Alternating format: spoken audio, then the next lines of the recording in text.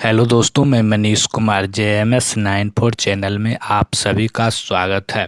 आज का टॉपिक है नशा नाश की जड़ है भाई। नशा से बचो और अपनी लाइफ को बचाओ।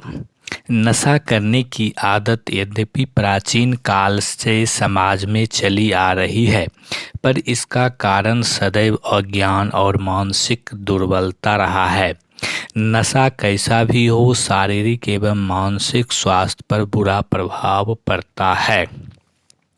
अधिक दिनों तक तंबाकू का सेवन करने से या शराब का प्रयोग अधिक बढ़ जाने से मनुष्य की मानसिक शक्ति को भी बहुत हानि पहुंचती है।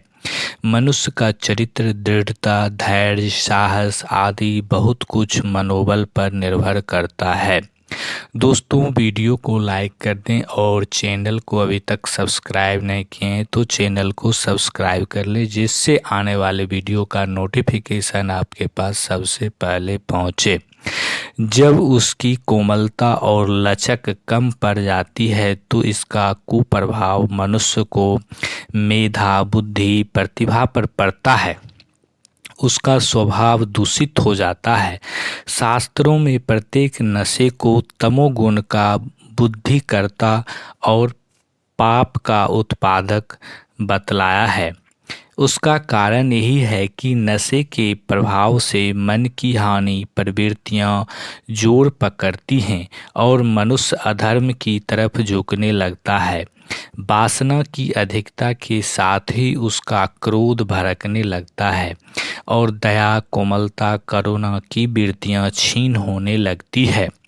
इस प्रकार नशेबाज लोगों का स्वभाव ऐसा रूखा और स्वार्थी हो जाता है कि अनेक बार वे छोटे मोटे कारणों पर मरने मारने को उतारू हो जाते हैं। समाचार पत्रों में प्रायः ऐसी घटनाएं पढ़ने में आया करती है कि नशे के वशीभूत होकर लोगों ने अपनी स्त्री, बच्चों की भी हत्या कर डाली या किसी जान पहचान वाले से जरा सी बात पर बिगड़ कर खून खच्चर कर बैठे। इस तरह नशा मनुष्य को मानवीय गुणों से गिराकर एक हिंसक पशु के समकक्ष पहुंचा देता है। उससे किसी भी की भलाई या समाज के हित की कोई आशा नहीं रहती।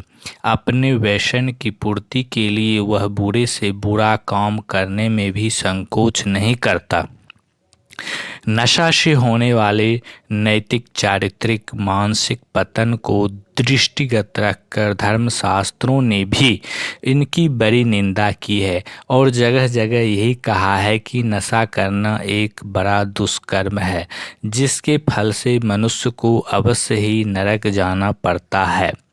कहा गया है कि यदि भूले से, धोखे से मदिरा पी ली जाए तो उसका प्रायश्चित करने से मनुष्य शुद्ध हो सकता है, पर जो जानबूझकर उसका उपयोग करता है उसका प्रायश्चित प्राण त्याग के सिवाय और कुछ नहीं है।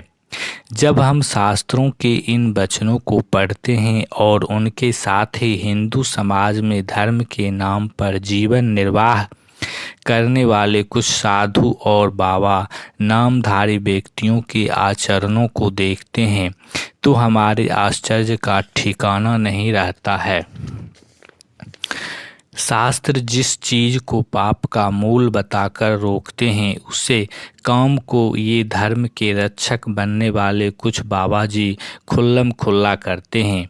वे स्वयं ही ऐसा नहीं करते, वरन उनके पास जो गृहस्थ, युवक, प्रौढ़ व्यक्ति आते हैं उनको भी नशा की प्रेरणा देते हैं। वे नशे को भी धर्म का एक अंग बताकर सीधे साधे लोगों में उसका प्रचार करते हैं। ऐसे लोगों को यहाँ प्रायः गांजा की दम लगाकर करती है और सर्वसाधारण को इसकी लत वहीं से लगती है। इसी प्रकार पंडा, पुजारी भी लोगों में मांग का व्यसन करते हैं।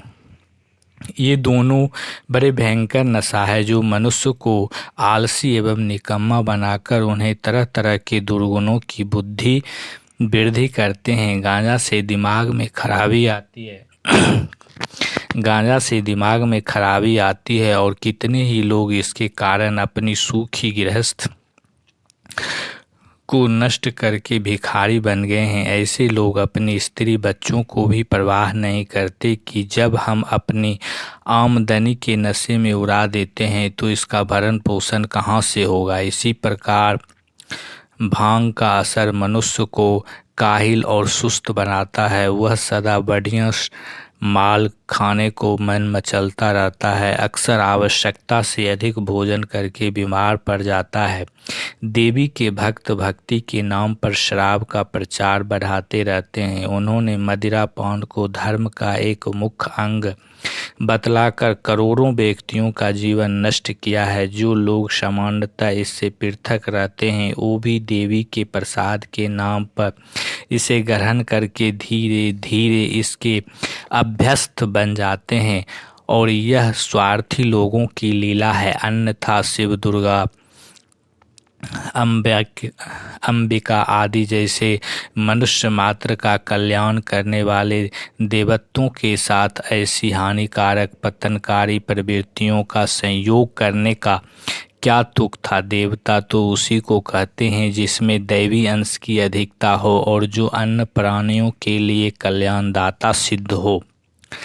अब एक मामूली बुद्धि का व्यक्ति भी सोच सकता है कि तंबाकू, गांजा, भांग, शराब आदि से किसका क्या फायदा हो सकता है। ये वस्तुएं तो मनुष्य के शरीर और मन और आत्मा को किसी न किसी हद तक हानि ही पहुंचाएगी और उसकी ऊंची स्थिति से नीचे की ओर गिराएंगे।